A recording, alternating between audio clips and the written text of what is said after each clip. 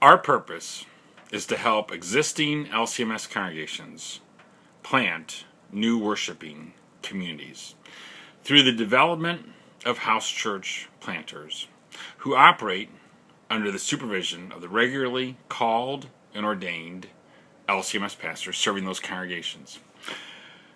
Our training focuses on two things, on prayer and on planting. In fact, that's how the homepage of our website is laid out. The left-hand column is our courses on prayer, congregational prayer ministry. The right-hand column are our courses on house church planting. We have 6 courses which we use to train and certify house church planters. Course number 203 is titled Contextual-Confessional Worship in House Churches. Worship is the first thing people in a new church plant want.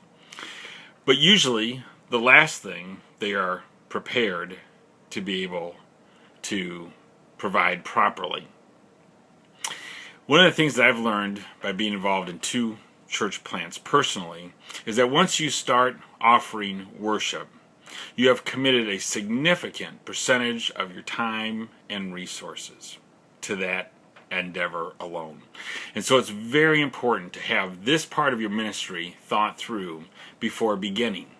And so in this training, in course number 203, we will look at Old Testament worship. We will look at pre-Mosaic worship, the sacrificial system, the development of the temple, and the Aaronic priesthood. We will also look at New Covenant worship, the differences between Old Covenant worship and New Covenant worship. And so we're going to look at Hebrews chapter 9, Galatians 5, pre-Constantinian worship. We're also going to look at Luther and his thoughts and words, which were many, on worship.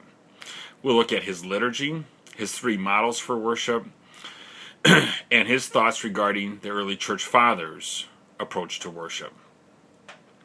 We'll note especially his thoughts regarding what worship in a house church should look like, since he laid those out very clearly.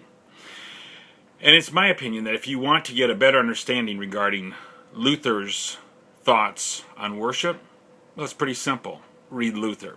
The house church planting team exercise in this course will be to lay out a critical events timeline for your first worship gathering. In this course, we'll also look at what is Lutheran worship. And we have some wonderful documents that have been prepared by Dr. Reverend Herbert Miller and also Pastor Jeff Hemmer. We will also look at how to construct a 6-part Lutheran Bible study. And we will reference Walther's documents on this. We will look at the Lord's Supper in the house church setting, pastoral supervision in Augsburg Confession 14 regarding a presiding pastor who's regularly called and ordained. And we will look at Luther's concept of house church worship. We will also study Christian liberty in worship and the attendant responsibilities that come with that. We also look at contextual considerations and contextual worship resources. The end of course project will be to present a suggested order of worship to your supervising pastor. The textbooks for this course include the Lutheran Service Book, volume 53 of Luther's Works, and the Pastoral Care Companion.